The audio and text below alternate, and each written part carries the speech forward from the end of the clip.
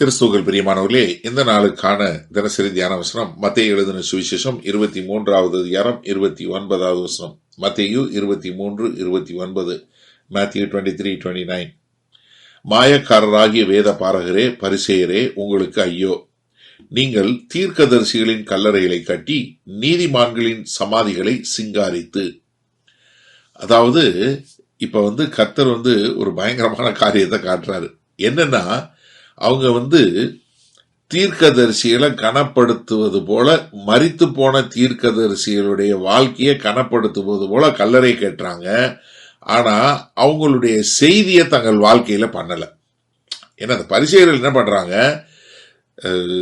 ஏசாயா தீர்க்கதரிசிக்கு, எரேமியா, சகரியா, இப்படி எல்லாருடைய தீர்க்கதரிசியும் கல்லறை கட்டுறாங்க. ஆனா அவங்க சொன்ன வார்த்தையை கீழ்ப்படியல. அப்போஸ்தலர் 7வது அதிகாரம் 52வது வசனத்துல ஸ்தேவான் கேட்கும்போது என்ன கேட்கிறாரு, நீ எந்த மாதிரியான உங்க பிதாக்கள் எந்த தீர்க்கதரிசியை கொலை செய்யாம விட்டாங்க? நெகேமியா 9வது அதிகாரம் 26வது வசனத்துல இஸ்ரவேல் என்ன பண்ணாங்க? இஸ்ரவேல் எல்லா தீர்க்கதரிசிகளையும் கொலை செய்தாங்க. யாரு? அவங்களை எச்சரித்த எல்லா தீர்க்கதரிசிகளையும். அப்ப என்னன்னா, இவங்க தீர்க்கதரிசிகளை அப்படியே அவங்களுடைய ஞாபகத்தை அப்படியே ரொம்ப சிலாகிக்கிறாங்க. ஆனா அவங்க செய்தியை விட்டுட்டாங்க. ஏன்னா அவங்க கல்லறை கட்டுவது, அவங்களுக்கு ஒரு ஆவிக்குரிய முறையில என்ன பண்ணுவது, அவங்கள கனப்படுத்துவது அப்படின்னு சொல்லக்கூடிய காரியம், அது என்ன? வெளியரங்கமான காரியம். அப்ப என்ன பண்ணிட்டாங்கன்னா, உள்ளுக்குள்ள ஆவிக்குரிய முறையில அவங்கள நிராகரிக்கக்கூடியது. இப்ப என்னன்னா, அவங்க என்ன பண்றாங்க, தூரமாய் இருக்கிறவங்களை கனப்படுத்துறாங்க. ஆனா அவங்க இது பண்றது இல்ல. அது மாத்திரமல்ல, என்ன, நீதிமான்களின் கல்லறைகளை சிங்காரித்து, அதாவது கல்லறை கட்டுவது மாத்திரமல்ல, அதை சிங்காரிக்கக்கூடிய, அதை அலங்கரிக்கக்கூடிய காரியம்.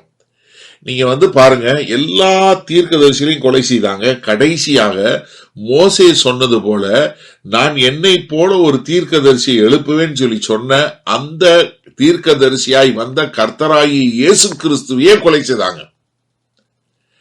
ஏன்னா நீங்க நல்லா கவனிங்க, இந்த மத்தேயு 23வது அதிகாரம் 30-31 வசனம் சொல்லும் போது என்ன சொல்லுவாரு, நீங்க எனக்கு சாட்சி கொடுத்த அந்த தீர்க்கதரிசியிலே நீங்க கொலை பண்ணீங்க. மத்தேயு 21வது அதிகாரத்துல 30வது வசனத்துல இருந்து ஒரு ஓமானம், ஒரு வின்யார்டு என்று சொல்லக்கூடிய திராட்சை தோட்டக்காரனுடைய ஓமானத்தை சொல்றாரு. அவர் முதல்ல வேலைக்காரன் அனுப்புறாரு, அடுத்த ஒரு வேலைக்காரன் அனுப்புறாரு, அதுக்கப்புறம் தன்னுடைய குமாரனே அனுப்புறாரு. அவங்க அந்த குமாரனையே கொலை செய்யறாங்க அப்படின்னு சொல்லக்கூடியது. அப்ப என்னன்னா, அவங்க என்ன பண்ண, தீர்க்கதரிசி கல்லறை கட்டுறாங்க, நீதிமான்கள் கல்லறையை சிங்காரிக்கிறாங்க. ஆனா என்ன பண்றாங்க, அவங்க சொன்ன செய்திய முழுமையாக நிராகரிக்கிறாங்க. அப்ப இவங்களுடைய எண்ணங்கள் என்ன வந்துருச்சுன்னா, அவங்க ஒரு மத சார்பாக செய்யக்கூடிய காரியம் கர்த்தருடைய வார்த்தைக்கு கீழ்ப்படிவதை மாற்றுவதற்காக ஒரு பதிலாக மாற்றிட்டாங்க. பாத்தீங்களா? ஆனா கர்த்தர் என்ன பார்க்கிறாருன்னா, அவர் கீழ்ப்படிதலை, தீர்க்கதரிசியினுடைய வார்த்தைக்குரிய கீழ்ப்படிதலை பார்க்கிறாரே ஒழிய தீர்க்கதரிசி கல்லறை கட்டுறது இல்லை. சரி, இந்த நாள்ல இந்த வசனத்தை நம்ம எப்படி எடுத்துக்கொள்வது? இன்றைக்கு நிறைய பேர் இருக்காங்க, என்ன அண்ணா, எனக்கு இயேசு ரொம்ப பிடிக்கும், சரி, எனக்கு அந்த போதகர் ரொம்ப பிடிக்கும், சரி, எனக்கு இவரை பிடிக்கும், சரி, அவங்க சொல்ற கர்த்தருடைய வார்த்தைக்கு கீழ்ப்படுகிறீங்களா? இல்ல நீங்க இன்னும் போஸ்டர் ஓட்டுறதுலயும், பிளெக்ஸ் வைக்கிறதுலயும், இல்ல அவருக்கு ஒரு போஸ்டர் போடுறதுலயும் இருக்கிறீங்களா? நீங்க நல்லா கவனிங்களேன். இன்னைக்கு நிறைய, அதாவது கர்த்தராகிய இயேசு கிறிஸ்துவுக்கு சீஷராய் இருப்பதை காட்டிலும் ஒரு போதகருக்கோ, இல்ல ஒரு சபைக்கோ, இல்ல ஒரு சகோதரனுக்கோ விசுவாசிகள் நிறைய பேர் இருக்காங்க, சீஷர்களா இருக்கிறாங்க. அதாவது நிறைய பேர் இன்னைக்கு ஒரு செர்மன்ல உள்ள ஒரு கோட்டையோ, இல்ல ஒரு செர்மனையோ, இல்ல எதையோ சொல்றதுக்கு ரொம்ப ஆயத்தமா இருக்கிறாங்க. அவர் சொன்னது இவர் சொன்னது சொல்லக்கூடியதா. இப்ப நீங்க நல்லா யோசிங்க, நீங்க ஒரு தேவனுடைய செய்தியை கேட்டு அதற்கு கீழ்ப்படுகிறீங்களா? இல்ல இந்த போதகர் அப்பா சூப்பரா பேசுவாரு, அவர் தான் எனக்கு ரொம்ப பிடிக்கும்னு சொல்லி சொல்றவங்களா இருக்கிறீங்களா? நல்லா கவனிங்களேன். ஒருவேளை நீங்க இந்த செய்தியை கேட்கறதுனால, ஐயோ அண்ணன் கரெக்டா சொல்லுவாரு, அப்படின்னு சொல்லக்கூடியவங்களா இருக்கிறீங்களா, இல்ல சொல்ற வார்த்தைக்கு கீழ்ப்படிந்து வாழக்கூடிய மக்களா இருக்கிறீங்களா? உங்களை நீங்களே கேள்வி கேளுங்க.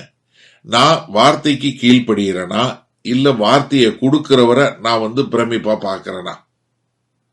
ஏன்னா நம்ம எல்லாரும் சொல்லலாம், அண்ணன் நான் பரிசேயர் மாதிரிலாம் கிடையாது, நான் வேத பரகர் மாதிரிலாம் கிடையாது. சரி, ஓகே, நீங்க தீர்க்கதரிசி கல்லறை கட்டல, நீங்க இது பண்ணல, சிங்காரிக்கல, விட்டுருங்க. ஆனா இன்னைக்கு நீங்க ஒரு போதவரையோ இல்ல யாரையோ அவங்கள அட்மையர் பண்ணக்கூடியவங்களா இருக்கிறீங்களா, இல்ல அவங்க சொல்ற செய்திக்கு கீழ்ப்படியக்கூடிய மக்களா இருக்கிறீங்களா? நம்ம ஒரு நிமிஷம் நம்ம சோதனை பண்ணி பார்ப்போமா? வல்ல பிதாவே, இதோ இந்த செய்தியை கேட்டுக்கொண்டிருக்கிற எனக்கு அருமையான சகோதர ஒவ்வொருவரும் ஆண்டவரை கேட்கிற வார்த்தைக்கு கீழ்ப்படியக்கூடிய மக்களாய், ஆமா ஆண்டவரே, அவங்க செய்தி சொல்லுகிற போதகரையோ இல்ல தீர்க்கதரிசியோ இல்ல ஒரு சகோதரனையோ அட்மையர் பண்றதை விட்டு அவங்க சொல்லுகிற தேவ வார்த்தைக்கு கீழ்ப்படிந்து வாழுகிறவர்களாய் வாழ நாங்கள் அர்ப்பணிக்கிறோம். இயேசு கிறிஸ்துவின் மூலம் பிதாவே, ஆமேன். கர்த்தர் உங்களை ஆசீர்வதிப்பாராக. நாம் இன்று மாலை மண்ணால சந்திப்போம்.